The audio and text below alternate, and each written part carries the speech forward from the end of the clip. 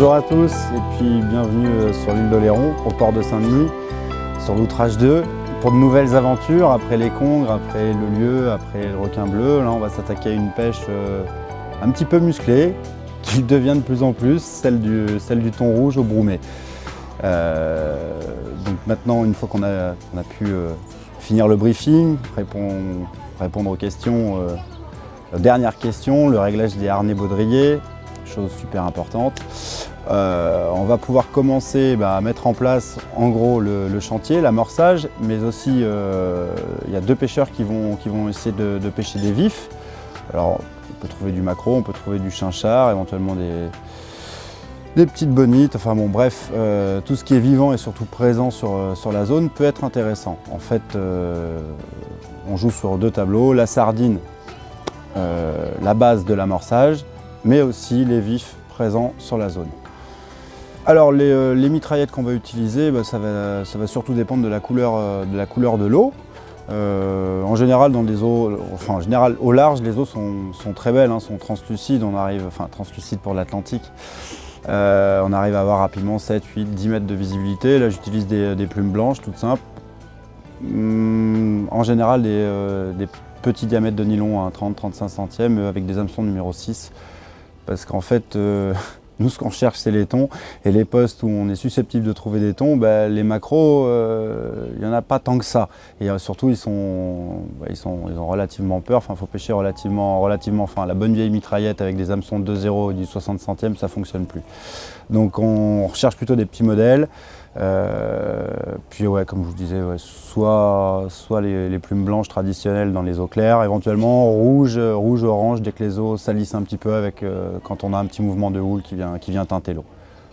Voilà, donc maintenant en fait on va essayer de rapidement entrer dans le vif du sujet. L'amorçage a débuté déjà en début de briefing, déjà depuis une demi-heure, trois quarts d'heure. Le sardamatique commence à tourner dès que le bateau est arrêté. Petit à petit, il y a de la sardine broyée qui va s'écouler dans le courant au cul du bateau. C'est super important, avant d'arrêter le bateau, on cherche les poissons. Dès qu'on trouve des poissons, il faut leur balancer de la sardine. Il faut commencer à les bruméger. Donc même si on va faire un plus ou moins long briefing d'une demi-heure, trois quarts d'heure, pendant le briefing, même s'il n'y a pas de canne à pêche à l'eau, on attaque le brumé. C'est important de garder les poissons à nous. Des fois, on va mettre 3 quarts d'heure, 50 minutes pour trouver au sondeur les poissons. Il ne s'agit pas de parler pendant une demi-heure, 3 quarts d'heure de briefing et puis de perdre ces poissons. Donc, c'est une pêche qui paraît simple et une pêche d'attente, mais détrompez-vous, le moindre détail compte. Et donc, l'amorçage débute d'entrée de jeu et la sardine en elle-même, elle aussi a son importance. Il ne s'agit pas de trouver de la sardine toute rouge, toute brûlée par la glace. Là, ça, c'est pas bon. Moi, j'utilise uniquement la sardine surgelée de chez Pexeo parce qu'il y a zéro mauvaise surprise. C'est toujours la même qualité et elle est tip top. À la décongélation, on a vraiment l'impression que ça sort du chalutier. Et quand la pêche se joue à 1, 2, 3 touches dans la journée, il faut justement valider et avoir confiance dans ce genre de choses. Il faut vraiment valider point par point. Encore une fois, chaque détail a son importance. Bien, maintenant, la phase d'amorçage est entamée. Il va falloir préparer le matériel, rentrer dans le vif du sujet. Alors j'utilise des moulinets à tambour tournant à cause de la taille de ces poissons qui ne cesse d'augmenter depuis 5 ans. Donc après la phase de spinning des 3 premières années, c'est vrai que ça fait la 2e année qu'on travaille avec des ensembles pour pêcher en stand-up. Moulinet taille 50, histoire d'avoir quand même des choses relativement légères entre les mains. Et les cannes Daiwa en 50-130 livres, c'est un modèle assez surprenant. Franchement, au départ, 50-130 livres, ça me paraissait quasiment impossible. En fait, si, ça l'est. C'est des cannes avec lesquelles on va se faire plaisir, même sur des poissons de 60-70 kg. Par contre, jusqu'à 300 pour l'instant, ça passe. Donc au niveau des moulinets, c'est des moulinets taille 50 mais qui ont des freins de 80 livres. On les a garnis de 500 mètres de tresse en 150 livres, pardon, et derrière j'utilise un top shot en 130 livres nylon d'une longueur, ça va varier entre 120 et 160 mètres de long. Et derrière ce top shot, un émerillon baril et un bas de ligne qui, suivant en fait la force du courant, la clarté des eaux, va osciller entre 3 et 5 mètres de long, choc leader, 100% fluorocarbone, entre 150 et 250 livres. Donc là, on va profiter des conditions et puis de la chance d'avoir des vifs relativement tôt en matinée. Donc en fait, je vais caler ma première canne la plus loin du bateau, la plus profonde. Alors pour ce genre de vif, j'utilise des hameçons Circle Hook en taille 10-0. Là, en l'occurrence, c'est un bas de ligne 100% fluorocarbone en 150 centièmes, 128 livres. Je vais écher en fait le vif en Catalina. Je trouve que c'est la manière la plus efficace pour les tenir relativement longtemps vivants. En plus, comme c'est la canne qui va être la plus loin du bateau, si je peux éviter de la remonter toutes les demi-heures, c'est pas plus mal au niveau efficacité de pêche. Donc la première canne, là on va travailler sur des fonds de 40-42 mètres. La première canne sera calée à 30 mètres de profondeur avec un macro espagnol monté en Catalina sur un Circle Hook en 10-0. Donc là, je le jette à l'eau. Je vérifie quand même qu'ils sont encore bien vivants, qu'ils se mettent bien à la cape dans le courant, c'est parfait. Donc là, on va filer la longueur de bas de ligne, les 5 mètres de bas de ligne. Donc on va mettre un premier plomb juste au niveau de l'émerillon, donc 5 mètres plus loin que le vif, un plomb de 80 grammes. Et 5 mètres plus haut que le premier plomb, je vais rajouter un deuxième plomb de 180 grammes. Toujours pareil, en m'aidant d'un élastique, en faisant 2 demi-clés grâce à un élastique sur le top shot. Une fois que mon dernier plomb est amarré, je vais compter 30 mètres pour arriver jusqu'au flotteur. Le courant ce matin est quand même assez prononcé, hein. On travaille avec un coefficient de 95 ou 96, je ne sais plus, mais enfin bon, il y a un bon courant. Alors j'utilise soit un flotteur coulissant, quand c'est relativement proche du bateau et surtout sans trop de courant, soit le bon vieux ballon de baudruche, mais que je monterai de toute façon en coulissant. C'est plus pratique quand il faut vérifier les vifs, ça évite d'arracher à chaque fois le ballon, etc., etc. Mais je préfère utiliser les choses coulissantes, ça évite d'en laisser trop aussi dans l'eau. C'est pas plus mal d'éviter de laisser des morceaux de plastique dans la mer. Cette ligne, en fait, ce sera donc la plus loin du bateau, elle est calée à 30 mètres de profondeur, on va à peu près la mettre à 60 mètres du bateau. En fait, il faut essayer de s'imaginer la vitesse de descente du Broumet. Le but du jeu, c'est de caler les appâts entre la purée de sardines et les morceaux de sardines. Donc c'est une petite gymnastique mélangée avec des mathématiques, mais ça m'arrive des fois de balancer des morceaux de sardines à l'avant de mon bateau et de voir 10 mètres plus loin, à l'arrière donc, et essayer de jauger à peu près à quelle profondeur elles sont pour ensuite imaginer la distance du bateau pour qu'en fait mes appâts travaillent dans l'amorçage. Très souvent en fait j'essaie de faire un mélange entre ce que j'observe au sondeur, les échos de poissons, et la distance de pêche. Si on cogne des poissons au sondeur entre 18 et 22 mètres, je vais caler mes cannes relativement proches du bateau pour rester à 18-22 mètres dans le Broumet. Ça ne servira à rien de pêcher à 18-22 mètres à 100 mètres du bateau, puisque là le Broumet sera bien en dessous. Alors maintenant, on va caler la deuxième canne à peu près à 40 mètres du bateau, entre 22 et 25 mètres de profondeur avec le deuxième vif. Alors le deuxième vif, pareil, je vais le monter en Catalina, histoire de préserver le vif le plus longtemps possible. Par contre, en plomb, on va travailler un peu plus léger. Je vais utiliser le premier plomb, le plomb de touche, au-dessus de l'émerillon, 60 grammes. Et le deuxième plomb situé à 5 mètres au-dessus, on va utiliser un plomb numéro 5, un plomb de 140 grammes. Le bas de ligne sera, cette fois-ci, on va utiliser un choc leader un peu plus souple. Par contre, ça sera un peu plus gros en diamètre, ça sera du 230 livres.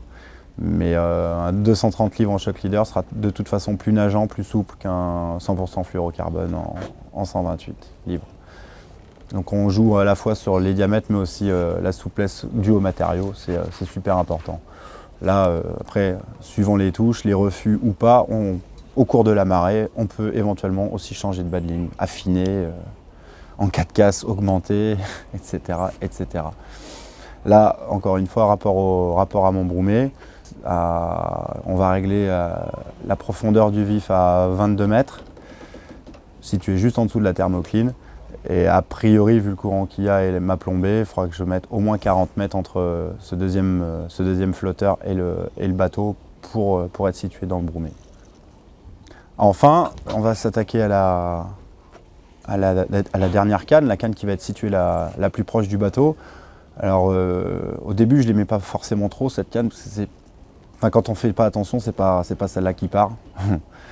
Mais méfiez-vous, en fait, la pêche au Broomé, ça paraît très très simple, mais en fait c'est très très compliqué. Et puis finalement, la première canne, c'est peut-être celle que je préfère maintenant. Parce que c'est celle qui va être la plus active. C'est celle-là avec laquelle on va jouer. On va changer les bas de ligne, on va changer la façon d'écher, on va changer les appâts beaucoup plus facilement. Donc là, tout de suite maintenant, on va utiliser une sardine, faire la manière la plus simple, on l'applique sous les ouïes à ressortir au niveau du crâne, juste derrière les yeux.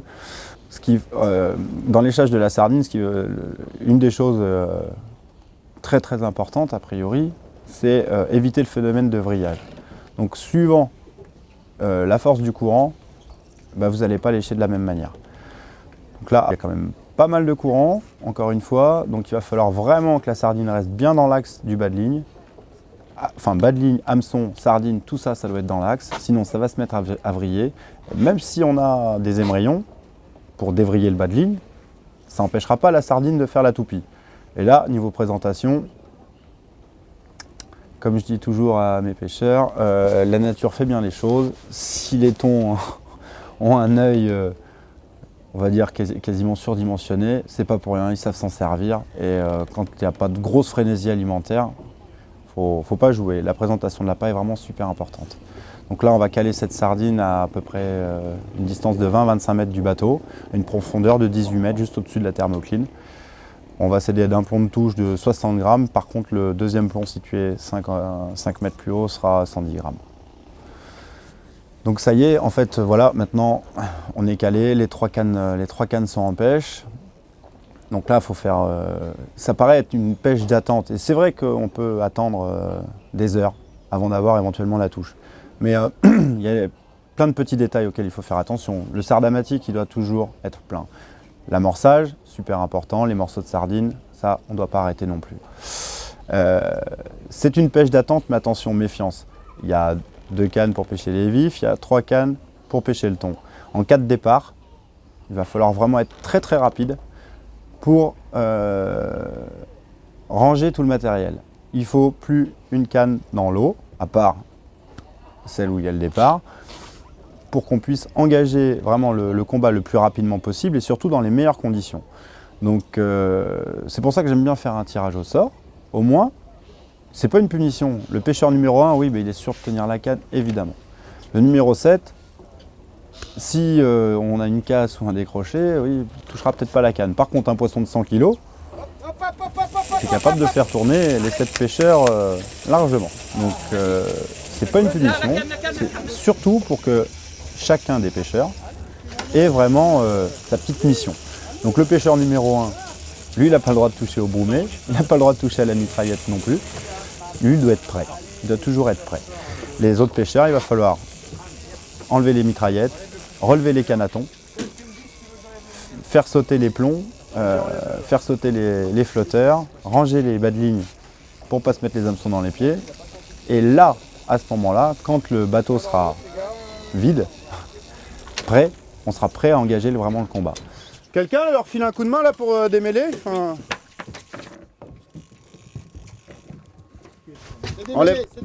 enlève les plombs, fais péter les plombs. Il l'a dans la gueule là.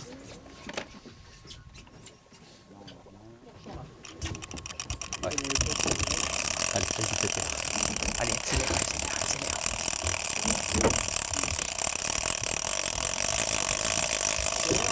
Je crois que j'ai une touche. Je crois que j'ai une grosse touche. Fais gaffe, il va revenir. T'es prêt? Bah, largue les crochets, ça sera pas mal.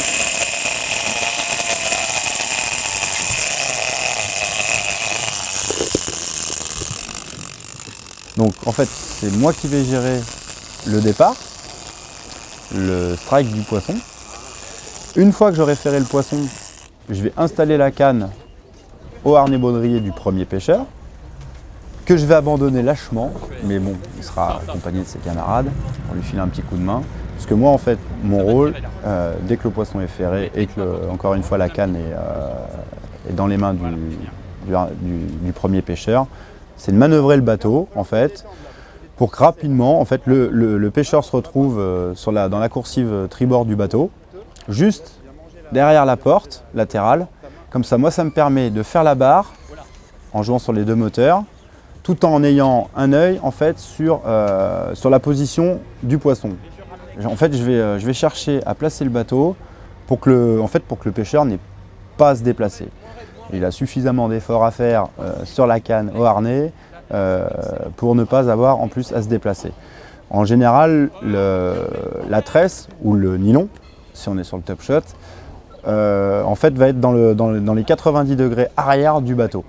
Je vais toujours me débrouiller en traction sur le poisson pour garder cet angle de 90 degrés perpendiculaire au bateau jusqu'à l'arrière du bateau. Et en fait le combat voilà, se déroule là.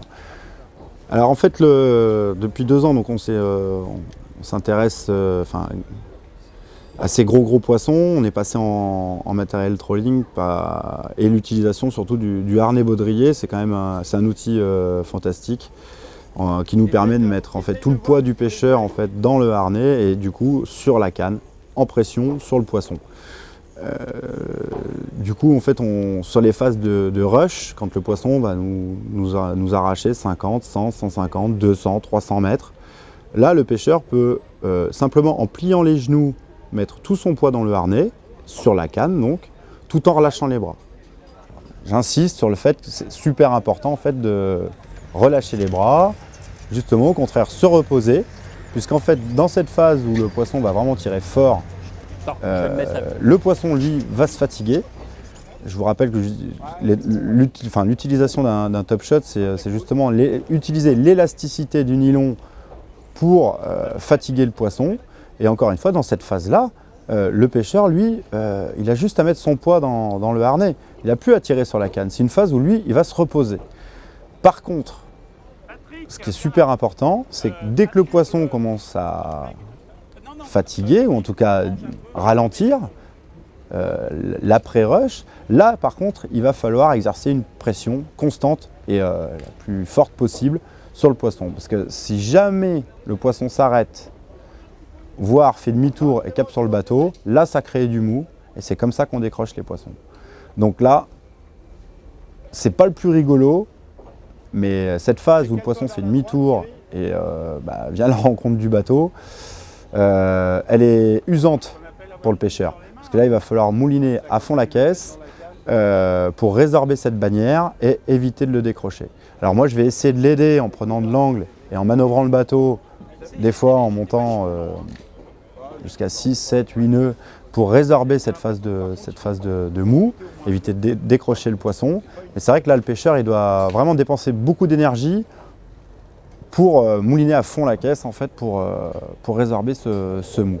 Et souvent, ça sèche un peu les pêcheurs. Pour peu qu'il y ait une phase de mou où il faut mouliner à fond la caisse, demi-tour du poisson, de nouveau rush, ça crée des sensations, mais des gros efforts.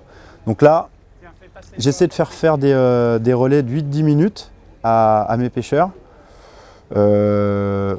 Ça permet en fait 8-10 minutes, quand on est vraiment à 100% dans le combat, c'est déjà relativement intense. Surtout quand on n'a pas forcément une grande expérience du big game.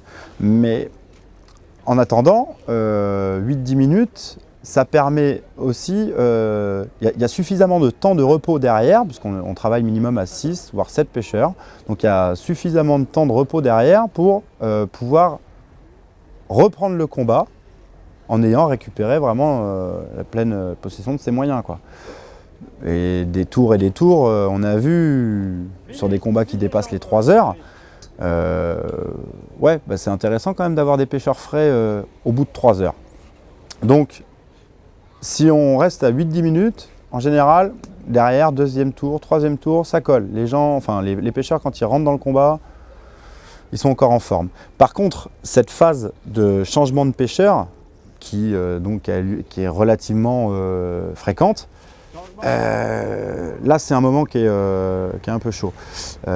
Faut vraiment faire attention à garder toujours cette tension. Par contre, si on subit un rush en plein changement, faut bien tenir les cannes parce que là il y a quand même un moment où la canne n'est plus harnachée au harnais baudrier, hein, puisqu'il faut quand même la changer de pêcheur.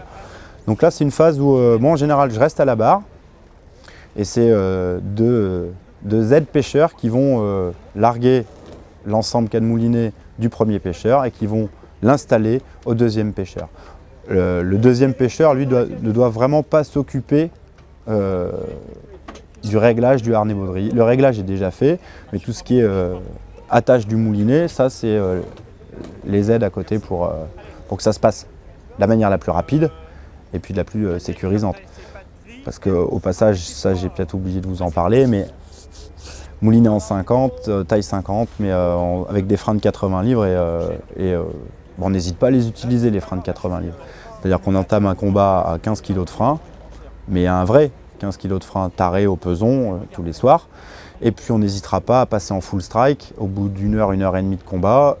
Oui, dès qu'on dépasse une heure de combat, de toute façon, on passe à 17-18 kg, voire 20 kg au bout d'une heure et demie de combat, quand il faut, entre guillemets, abréger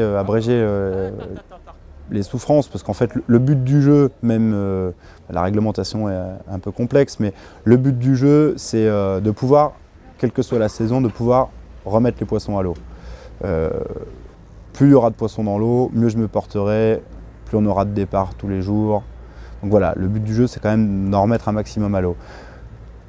Après voilà, on est capable aussi de garder des poissons, enfin on va sans justifier le fait qu'on garde quelques poissons, il faut être responsable. Des fois, il y a des combats qui se terminent mal. Donc là, on a des bagues qu'on n'hésitera pas à utiliser si le poisson ne peut pas être mis à l'eau dans de bonnes conditions. Mais une heure de combat, 15 kg de frein. Quand on dépasse l'heure de combat, on passe à 17-18. Au-delà d'une heure et demie, 18-20, suivant l'état de la mer, suivant l'état des pêcheurs. Mais bon.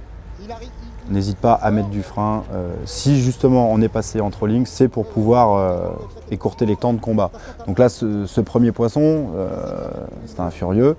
Il nous a fait souffrir. La première heure, il a quasiment montré aucun signe de faiblesse.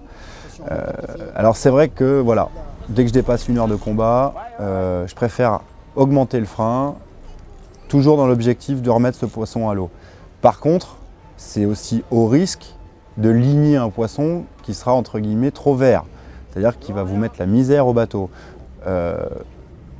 J'ai peut-être pas trop parlé de ce côté-là, je ne vais pas insister lourdement, mais c'est une pêche qui peut être dangereuse. Quand ligner des poissons de cette taille-là au bateau, il faut être responsable de ses actes, faut pas, voilà, on part à la guerre un petit peu.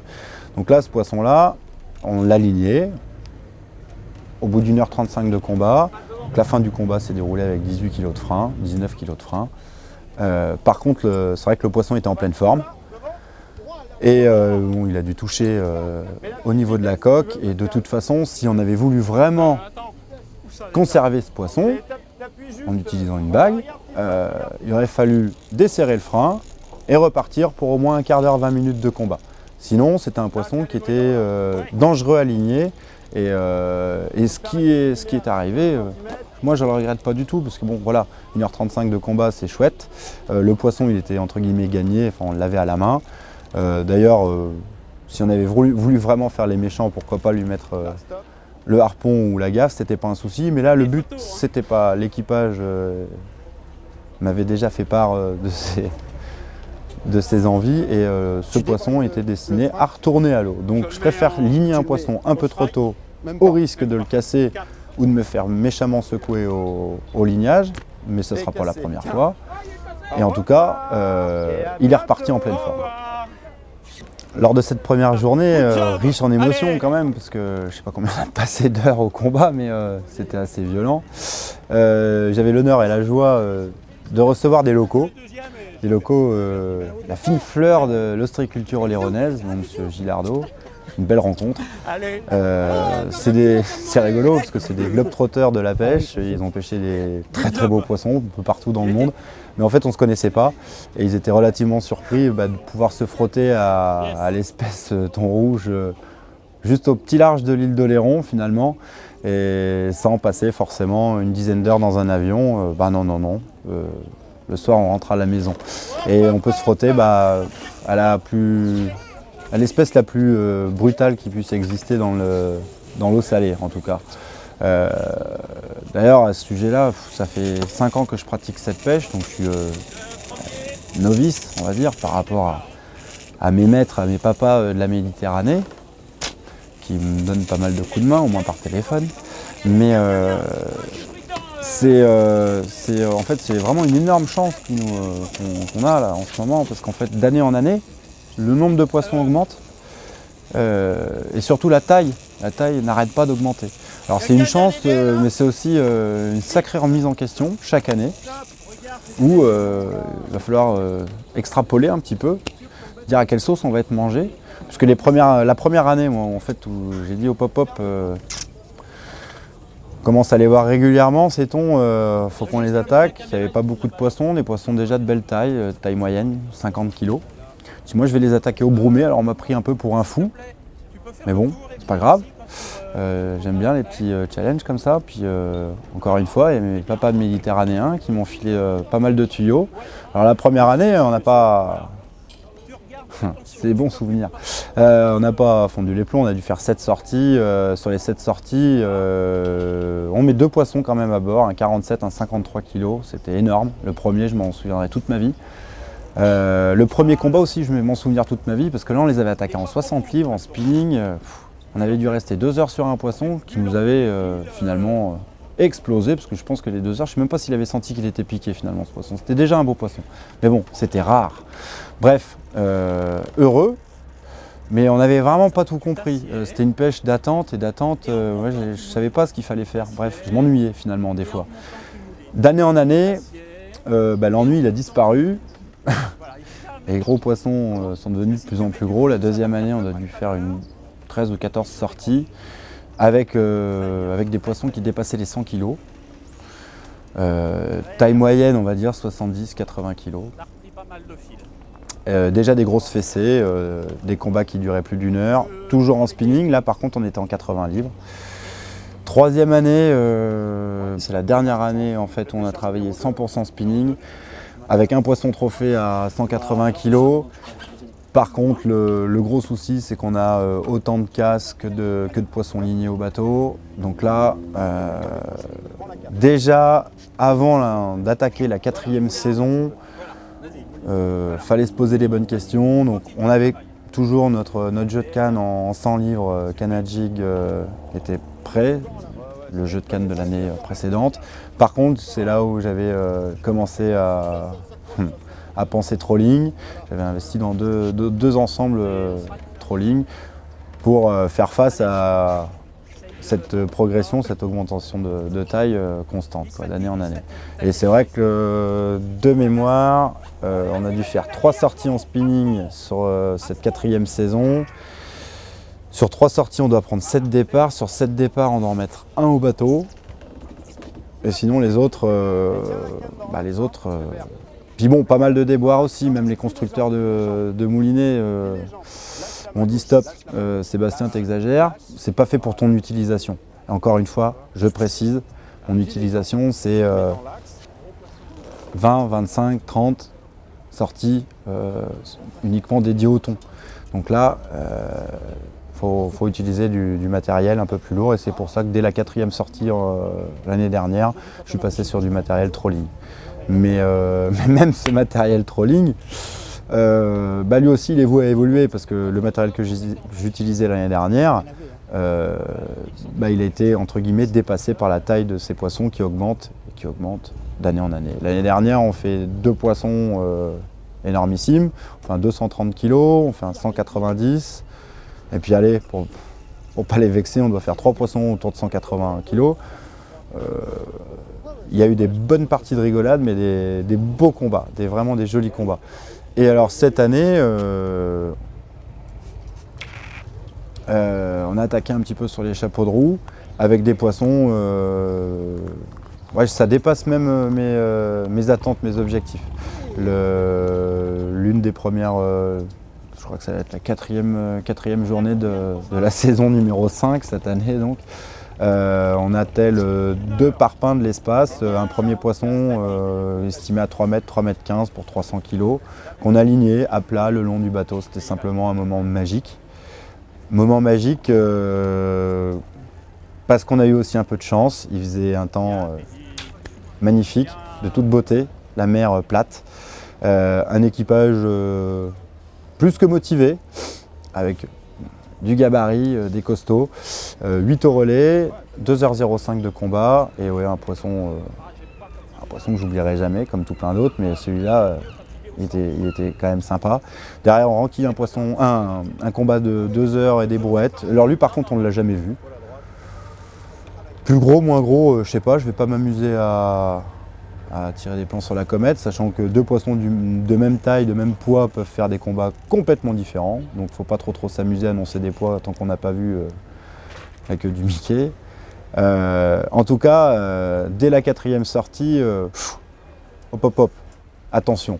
Ils ont encore grandi, comme chaque année, ils n'ont pas de surprise, ils ont encore grandi. Donc voilà, je vous disais tout à l'heure, les moulinets ils sont équipés avec des top shots en 130 livres, ça l'année dernière c'était du 100 livres. Bon ben là cette année maintenant on est passé à 130 parce que les premières casses elles se sont fait vite ressentir. Dès la première journée, je crois qu'on prend une casse, un décroché, on arrive à faire un poisson au bateau. Bref, ces poissons qui dépassent les 200 kg, il faut une part de chance pour les monter à bord, surtout en stand-up avec du matériel qui somme toute est léger. Il faut que la mer soit relativement calme. Il faut que ça se passe bien au niveau du combat. Bref, il y a tout un tas de petites choses. Et puis, les pêcheurs qui viennent sur mon bateau, ils viennent aussi là pour découvrir cette pêche. J'ai pas que des pêcheurs expérimentés sur de la pêche en big game ou de la pêche exotique. Alors, souvent, j'ai 2-3 personnes dans l'équipage qui ont une expérience. Mais encore une fois, ces poissons-là, c'est les brutes les plus épaisses du milieu marin. C'est les combats les plus violents.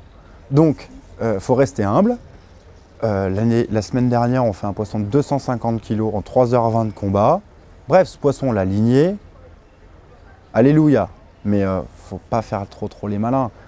Il y avait une part de chance. Enfin, le combat s'est très bien passé. Cette semaine, il y a eu des phases où on était un peu moins chanceux. Puis il y a des poissons qu'on n'a même pas pu arrêter. Pourtant, ouais, le matériel est copieux, hein, c'est costaud. Hein. Mais pas assez. Pas assez. On a vu des combats qui duraient 1h15, 1h30, 1h35, avec des poissons qui se décrochent ou qui cassent au bout d'1h35. Encore hier, un départ de l'espace. Alors j'étais relativement fier de moi. On a bien géré le départ. On n'a pas mis trop de frein au début pour pas que ça chauffe la tresse, pour pas se faire exploser d'entrée de jeu. On a réussi à enclencher le combat. Ça n'a pas duré longtemps, hein. Il nous a arraché 450 mètres. Pour stopper l'hémorragie, on a commencé à embrayer. Alors là, pour une fois, c'était pas nous qui tractions le poisson, on le suivait. On a poussé à 18 kg de frein parce que sinon on se faisait vider le moulinet. Les 650 mètres allaient partir. Bon, ben là, il a accéléré, on s'est fait exploser. Le bas de ligne en 200 livres, 230 livres, explosé. Bon, ben, soit. Ça ne nous empêchera pas de retourner au combat demain, mais en tout cas, respect. Et ce poisson-là, ouais, ça devait être très gros. Quel poids, je sais pas, mais très gros. Ouais. Et a priori, on n'a pas fini d'avoir des surprises. C'est, encore une fois, le nombre de poissons augmente, la taille moyenne augmente. Je sais pas où perso, nous, on va pouvoir... Il y a un moment... On ne pourra pas non plus passer. Il y a des caps que c'est pas que je me refuse de les passer. Pour l'instant, j'aimerais les éviter. Le siège de combat, ça me fait pas envie. Pour l'instant, je préfère vraiment travailler en stand-up. Je trouve ça beaucoup plus convivial. Du coup, je peux faire participer tout l'équipage. C'est vraiment un esprit d'équipe en fait. C'est pas, je le répète à chaque briefing, mais c'est pas tel pêcheur a pêché un poisson de telle taille, tel jour sur l'outrage 2. Non, non, non. C'est l'équipage. L'équipage a œuvré pour ligner ce poisson magnifique. Mais en aucun cas, chacun a son rôle à jouer. Et encore une fois, le pêcheur ou mon matelot qui va découper de la sardine, son rôle à découper sa sardine de manière régulière ou dire quand je dis exactement, paf, tac, tu balances comme ça, tac, il est au moins aussi important que le pêcheur le plus costaud qui a subi les gros rushs mais qui a réussi à contrer et à finir le combat par exemple. Chacun a son rôle et c'est vraiment une histoire d'équipe. Donc le siège de combat, j'y viendrai quand je serai plus vieux. Je serai obligé de toute façon parce que j'aime pas l'échec et les gros poissons, je voudrais les voir. Mais déjà, là je pense qu'on a atteint vraiment un matériel qui est quand même, avec un peu de chance, largement assez puissant pour venir à bout de poissons de plus de 300 kg. Donc c'est déjà relativement énorme. Et puis encore une fois, s'il n'y a qu'un 100 kg, on s'en contentera. Ça sera largement assez pour faire un tour complet des 7 pêcheurs. Donc ça sera déjà pas mal. Après, j'ai quelques idées pour les années futures et rester en stand-up. Il y a toujours moyen de gratter encore sur quelques domaines pour rester encore une fois en stand-up. Franchement, le stand-up, que ce soit pour le côté convivial puis le côté sportif, j'apprécie beaucoup. Par contre, attention, on ne va pas revenir sur la réglementation qui est assez compliquée, mais c'est les poissons qu'il faut respecter. C'est des brutes.